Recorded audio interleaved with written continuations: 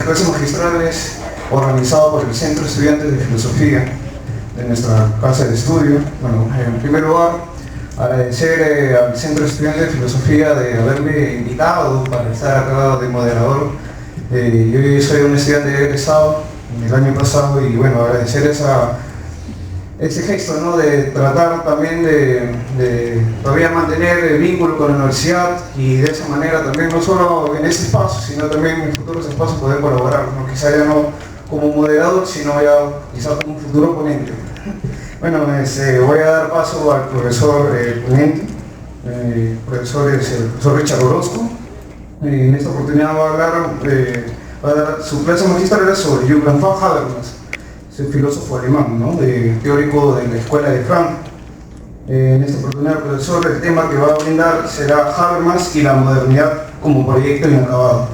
Para esta ocasión vamos a tener un tiempo de 40 minutos aproximadamente y luego una ronda de media hora para poder brindar algunas preguntas, ¿no? Algunas aclaraciones o acotaciones al respecto. Bueno, sin más voy a dejar al profesor.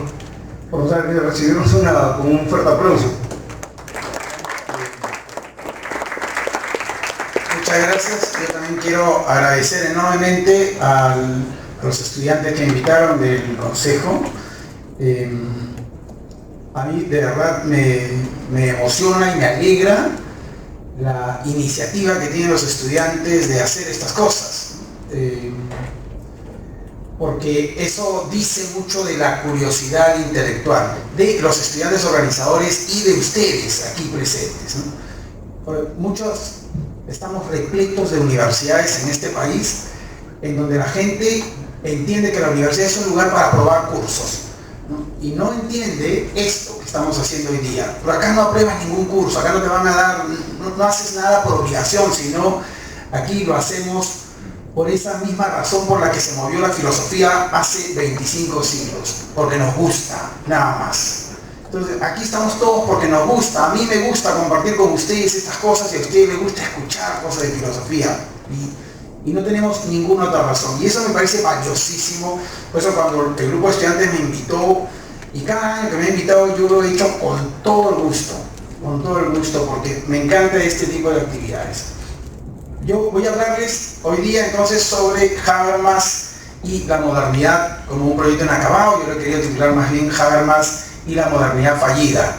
Porque lo que quiero además es enlazar con lo que creo que puede ayudarnos Habermas para entender el Perú, para entender nuestra sociedad, ¿ya? Entonces, además porque esto fue también otro pedido expreso que me hacían los estudiantes, ¿no? Ver cómo los temas filosóficos no necesariamente, y claro, en temas de filosofía política, no necesariamente están tan alejados en un mundo tan abstracto, sino que pueden realmente interpelar nuestra vida diaria, nuestra vida y nuestra práctica diaria. Y creo que Habermas en ese sentido es preciso para interpelarlos. Bien, yo básicamente me voy a centrar un poco en la teoría de la acción comunicativa. La teoría de la acción comunicativa es quizá pues el texto más representativo de Habermas. Fue publicado en 1781. Pero antes, perdón, 1981. Pero antes de la teoría de la acción comunicativa, ya Habermas había aparecido en el mundo filosófico con un par de textos que fueron muy interesantes también, que marcaron toda una repercusión en el mundo de la filosofía. Dos textos que para mí también me parece una buena entrada a conocer a Habermas, ¿no? Son Ciencia e Interés y Ciencia y Técnica como Ideología, que es un libro bastante reducido, pero muy interesante. En ambos, Habermas hace más bien alusión a fuentes que él está recibiendo tanto del pragmatismo norteamericano como de la teoría crítica de la Escuela de Frankfurt. Entonces está recibiendo esas son las venas que están corriendo por Habermas, y a partir de eso ya él se estaba haciendo famoso y luego saca pues la teoría de la acción comunicativa. Para empezar, el tema de la teoría de la acción comunicativa es planteado así como una acción comunicativa, una teoría el tema de fondo es la modernidad. Y entonces, para empezar, quiero que nos hagamos una pregunta. ¿Es el Perú un país moderno?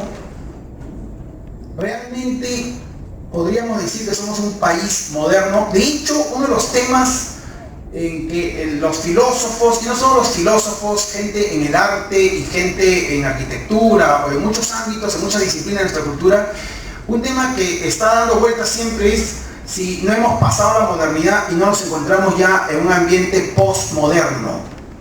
Entonces siempre nos estamos preguntando si no estamos ya en una posmodernidad. Y constantemente oímos definir a esta teoría, a este pensador, o incluso a este político como posmoderno. Por ejemplo, recuerdo que decían de PPK en la anterior elección que era un político posmoderno. Entonces estamos siempre aludiendo a la posmodernidad. Pero la primera pregunta que debimos habernos hecho es si hemos llegado a alcanzar la modernidad. Porque para ser posmodernos primero debimos haber sido modernos. Y en realidad hemos llegado a la modernidad. Octavio Paz, el Nobel mexicano, decía, por ejemplo, que, refiriéndose a Perú y a México, que en Perú y México no había llegado completamente todo lo que significaba la ilustración. ¿Por qué no había llegado completamente la ilustración? Porque a Perú y a México nos había llegado como una especie de cliché, ¿no? Ustedes sabrán pues toda la historia del Perú, todos estos pensadores ilustrados que movieron la independencia. En realidad movía una serie de clichés nada más, pero no había lo que en Europa había significado la ilustración. En Europa la ilustración había significado, detrás de la ilustración estaba toda la crítica kantiana, y detrás de la crítica kantiana estaba toda la discusión entre racionalistas y empiristas. Entonces tú tenías toda una filosofía harto pesada para que caiga la ilustración, y toda la crítica que la ilustración hizo. Pero en el Perú nos llegó, digamos, la parte superficial. Nos llegó, sí, toda la crítica, el final de la crítica, pero no nos llegó toda la filosofía que venía detrás, que sostenía pues toda esa crítica ilustrada, ¿no? Y entonces, para Octavio Paz, por ejemplo, esa es una de las razones para pensar que en México y Perú, él se refiere a México y Perú por ser los dos centros, digamos, ¿no? Pero podríamos pensar nosotros que más bien nuestra modernidad es muy flaca, ¿no? No tiene sustancia.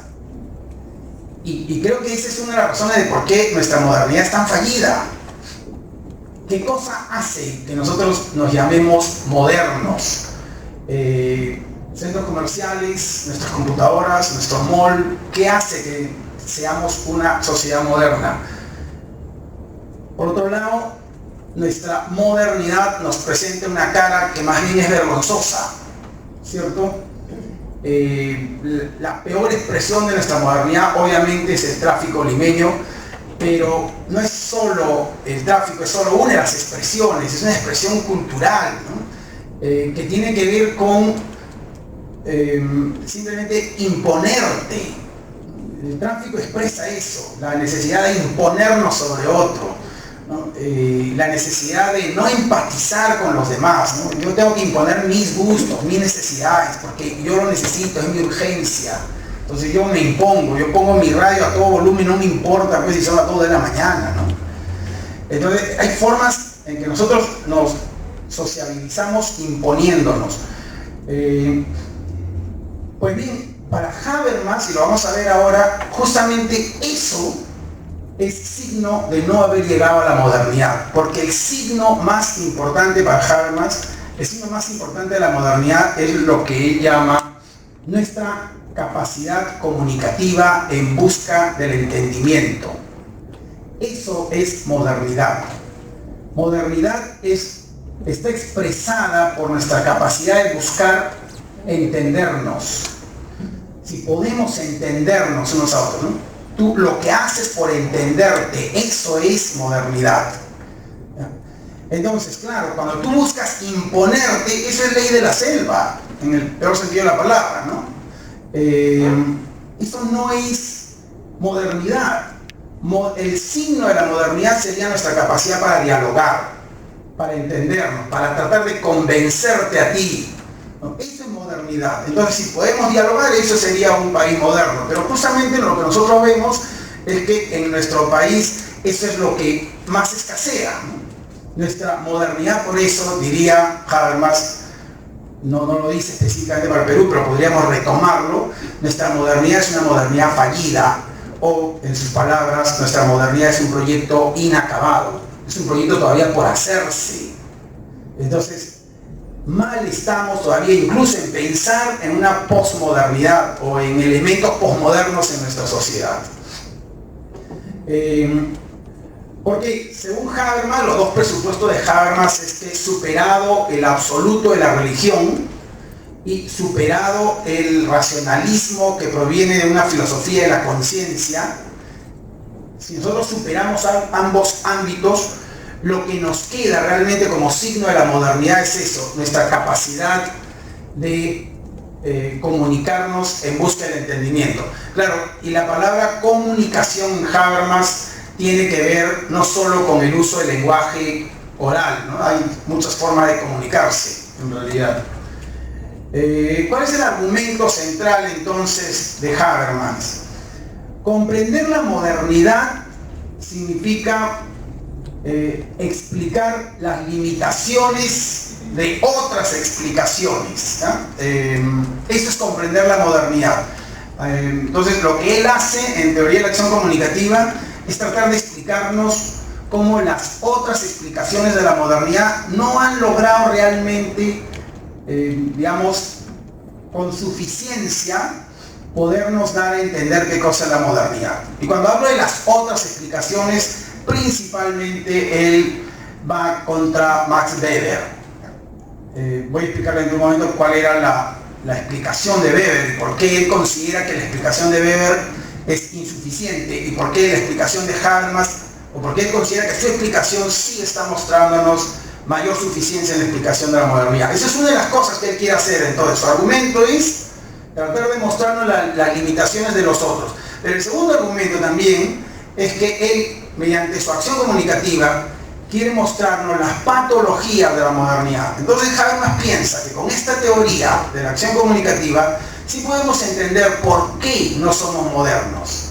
O sea, justamente dónde está el problema de la modernidad. ¿Ya? Y bueno, el tercer elemento de esta explicación, de esta teoría, es asumir el giro lingüístico de la filosofía. O sea, ingresar al ámbito del lenguaje. ¿Por qué es importante para él ingresar al ámbito del lenguaje, de la comunicación? Porque considera Habermas que la filosofía, en gran parte la filosofía que viene, por lo menos hasta Husserl, o sea, estamos hablando de comienzos del siglo XX, en gran parte la filosofía se ha convertido en una filosofía de la conciencia. O sea, la filosofía ha tratado de entender siempre desde esta idea de la conciencia, la razón, pero es algo como interno, ¿se das cuenta? Siempre los filósofos han tratado de hacer filosofía en función de algo que tenemos como dentro. Lo que Habermas cree es que la filosofía ya no puede hacerse bajo esa perspectiva, porque él considera que esa perspectiva es metafísica. Una filosofía de la conciencia es una filosofía metafísica. Entonces él abre la teoría de la acción comunicativa diciéndonos: hemos entrado a un mundo post-metafísico. Entonces, en un mundo post-metafísico tú no haces filosofía de la conciencia. ¿Hacia dónde vas? Entonces vas hacia un ámbito en donde sí podamos discutir, dialogar, donde sí podamos entenderlo, ¿no? Y ese ámbito es el ámbito privilegiado para eso, es el ámbito del lenguaje, el ámbito de la comunicación. Porque el ámbito de la comunicación, como vamos a ver, es el ámbito que incorpora tanto los mundos subjetivos, ¿no? Cada uno de nosotros tiene su propio lenguaje, pero también el ámbito de la comunicación está incorporando un mundo objetivo, salvo que alguien sea un loco. Normalmente todos diríamos: hace calor, es un mundo objetivo, todos nos ponemos de acuerdo, porque eso es completamente fácil de conciliar. Entonces, el ámbito del lenguaje concilia pues el mundo subjetivo, el mundo objetivo y el mundo intersubjetivo. Entonces, por eso, para él considera el ámbito del lenguaje se convierte así en el ámbito privilegiado para la filosofía. En ese ámbito sí podemos entendernos. Entonces, bajo esos presupuestos, él lanza su teoría de la acción comunicativa. Bueno, la primera pregunta, esto no está en la teoría de la acción comunicativa, está en otro texto, pero igual lo quería retomar. Modernidad o posmodernidad, él considera que el concepto de posmodernidad es un concepto que en verdad no nos está ayudando a entendernos como sociedad. No nos ayuda a entendernos, ¿no? ¿Por qué? Porque según él, la posmodernidad en verdad solo está atacando, es un concepto que está atacando el hedonismo. Está yendo hacia lo que podríamos decir la cultura, hacia nuestras formas de vida culturales. Pero en general nuestras sociedades no son posmodernas.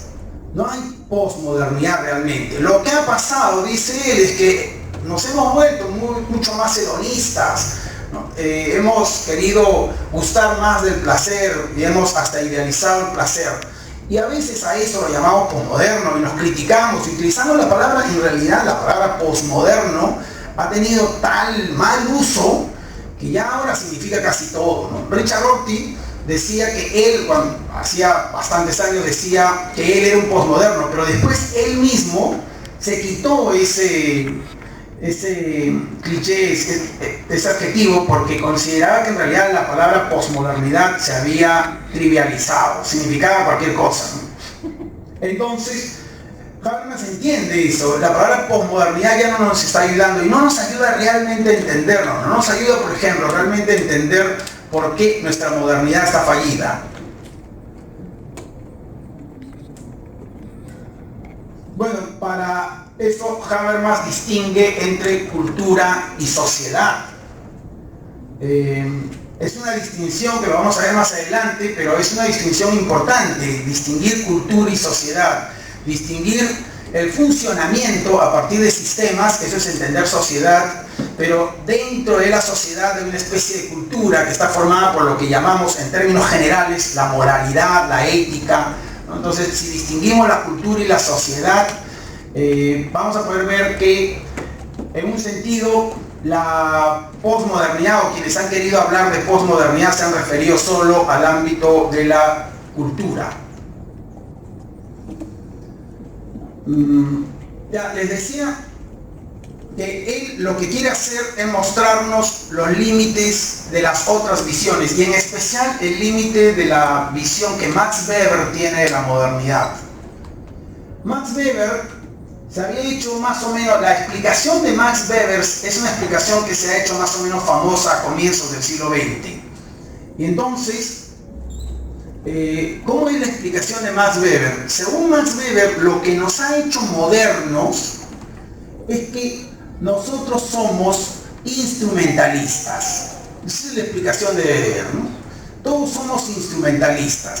¿Qué significa que somos instrumentalistas? Que todos nosotros definimos nuestros fines, ¿ya? Y queremos y buscamos, digamos, el mejor medio para alcanzar nuestros fines. Eso es ser instrumentalista. Entonces, en todo, la característica principal de los hombres modernos, según Weber, es que todos buscan su mejor medio para alcanzar su fin.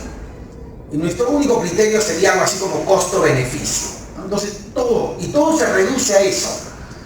No solo Weber, los economistas y en general toda la ciencia económica desde por lo menos de los años 40 para acá, en el siglo XX, los economistas también han asumido esa perspectiva de Weber. Por eso los economistas reducen las decisiones de los compradores, las decisiones de los agentes dentro del mercado, lo reducen simplemente a esto, a una decisión bajo la idea de tú vas a escoger siempre bajo un solo criterio, costo-beneficio. Incluso los economistas, matematizando esto, han llegado pues a definir lo que se llama un índice de lo que sería una elección racional, ¿ya? Bajo un criterio que se llama la utilidad máxima esperada.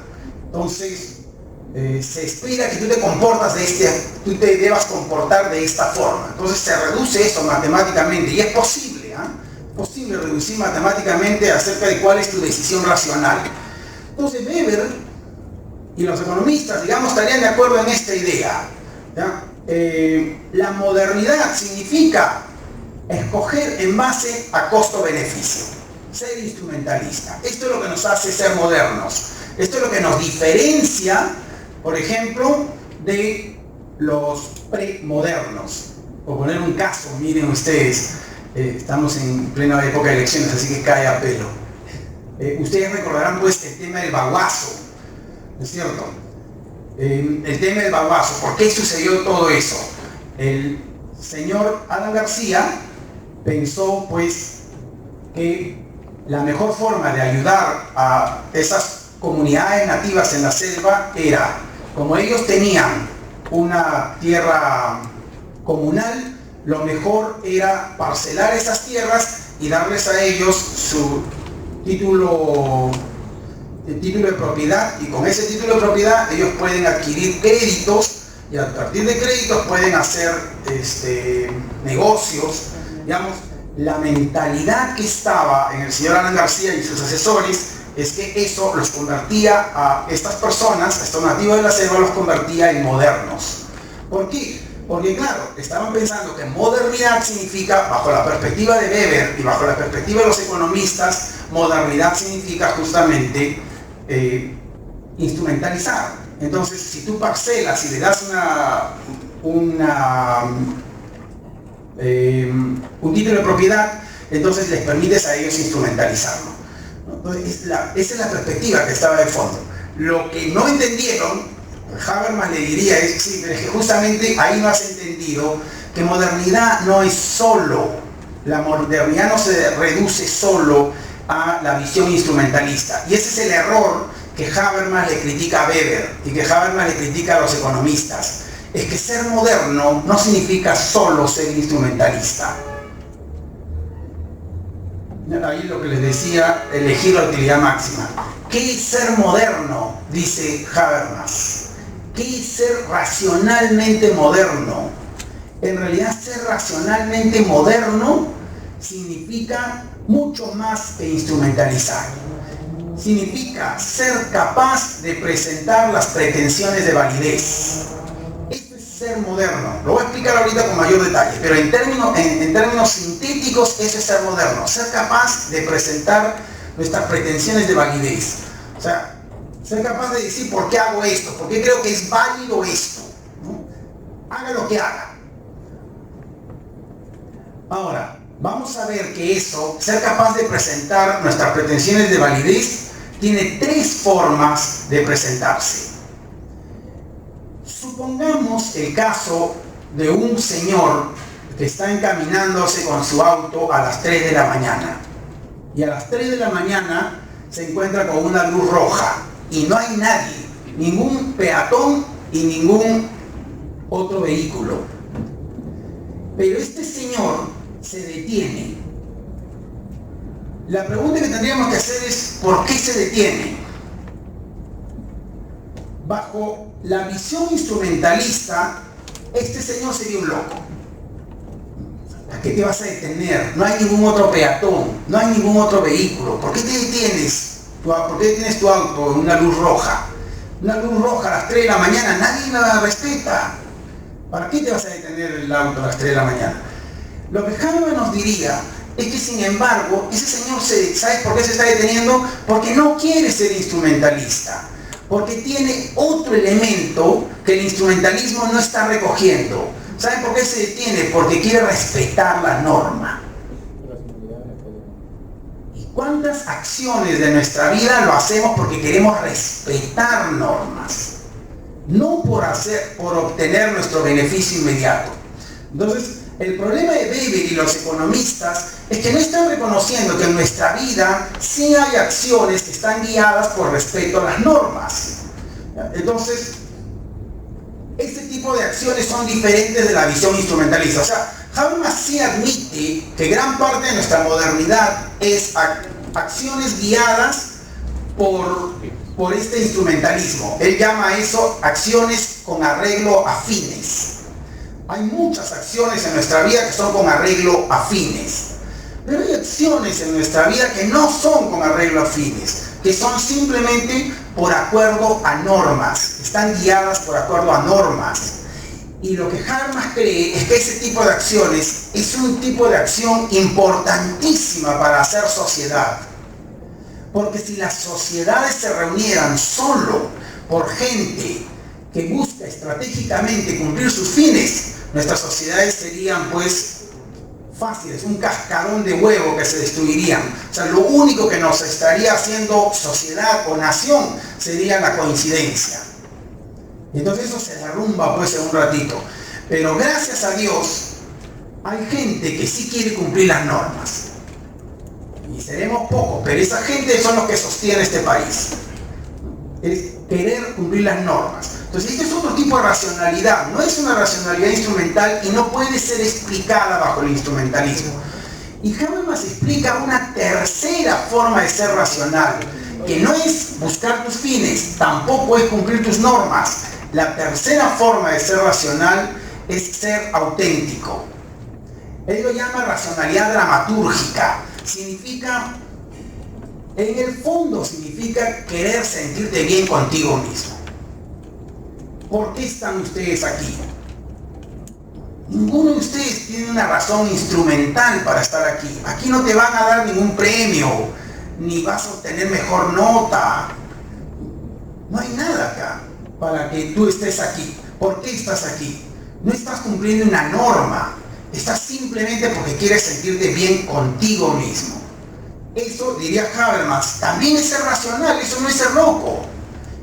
Claro, si tú reduces todo al instrumentalismo, o sea, digamos, a un estudiante de administración, perdonen si hay algún estudiante de administración, pero digamos a una persona que está estudiando administración y que ve todo como así deben de ser y qué voy a ganar cuando haga esto, diría, ¿cómo pierden el tiempo esos chicos, ¿no? ¿Cómo están perdiendo el tiempo? ¿Qué hacen? Si esto no les va a dar ninguna nota, vayan a estudiar sus sílabos, vayan a adelantar un poco sus sílabos para que ganen mejor nota.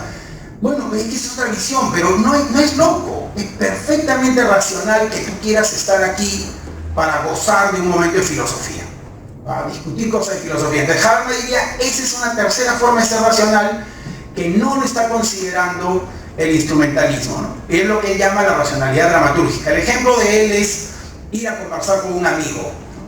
¿Por qué quieres ir a conversar con un amigo? No es porque quieras seguir normas ni porque estás siguiendo un fin en el fondo, sino porque estás queriendo sacar o expresar algo de ti, ¿no? Y eso me hace pensar, por ejemplo, con una persona a quien yo quiero mucho, que sea muy cercana a mí en realidad, mi esposa. Dice siempre, no, pero te pasas el sábado sin hacer nada. Sí, pero ¿sabes qué?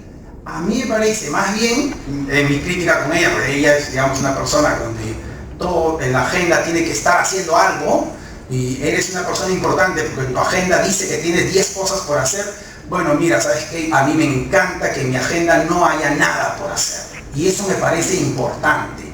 Pero hay gente que piensa que porque tu agenda está libre, entonces no tienes mucho valor. No se trata de que no tenga mucho valor, lo que pasa es que quiero valorarme a mí, más allá de un logro, ¿no?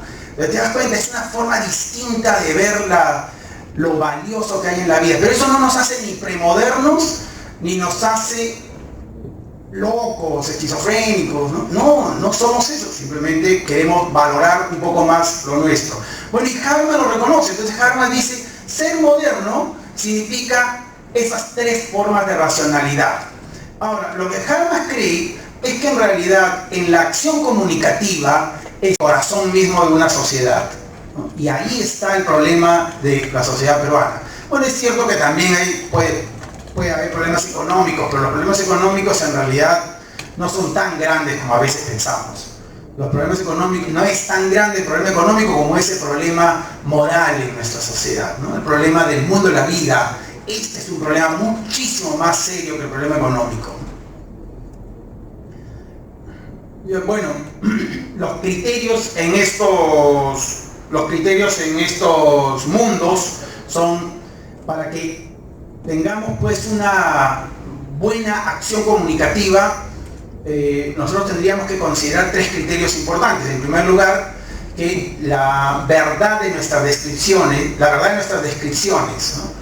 Ese mundo objetivo, el mundo de los fines que nosotros perseguimos, depende de la verdad de nuestras descripciones. Yo, cómo describo el mundo, de eso va a depender que yo pueda obtener bien mis fines, ¿no? Si mi descripción del mundo es correcta, ¿no? Si yo quiero salir de la Universidad de San Marcos, la puerta de salida está por allá. Si yo me busco hacia atrás, entonces estoy equivocado. ¿Se dan cuenta? Entonces, en este mundo objetivo yo debo tener correcto la descripción de del mundo con la verdad. En el mundo intersubjetivo el criterio es la rectitud de nuestro comportamiento, y en el mundo subjetivo es la autenticidad de quién soy yo, ¿no? Quién realmente, si quiero esto y es auténtico, soy yo el que quiere y así lo quiero. Entonces, esto es lo que está englobando la acción comunicativa. La acción comunicativa es buena, una acción comunicativa, realmente busco el entendimiento si mis descripciones sobre las cuales estoy basando son correctas, son verdaderas, si yo me comporto rectamente frente a las normas explícitas e implícitas, y si además soy auténtico en buscar aquello que quiero, ¿no? Eso sería una acción comunicativa, una acción que busca el entendimiento. Vamos a ver esto. Bueno, les decía que hay una insuficiencia, Habermas cree que hay una insuficiencia en la explicación que Weber nos ha hecho, y yo creo que junto con Weber la modernidad o incluso el marxismo, porque el marxismo está bebiendo también un poco de esa reducción. El marxismo reduce mucho la explicación de la sociedad a las cuestiones económicas, en todo caso a la posesión de los medios de producción. Pero Habermas diría, sí, eso es una parte de la modernidad, pero no puedes descifrar toda la vida de la sociedad moderna solo bajo esa perspectiva. Esa es una perspectiva, pero no se reduce todo a esa perspectiva. Entonces, por eso Habermas considera que el marxismo ahí queda insuficiente. Ni Weber, ni el marxismo, ni los economistas han logrado descubrir la complejidad de nuestra vida moderna. Por eso Habermas cree que la acción comunicativa termina siendo un modelo que nos permite reconocer esa complejidad.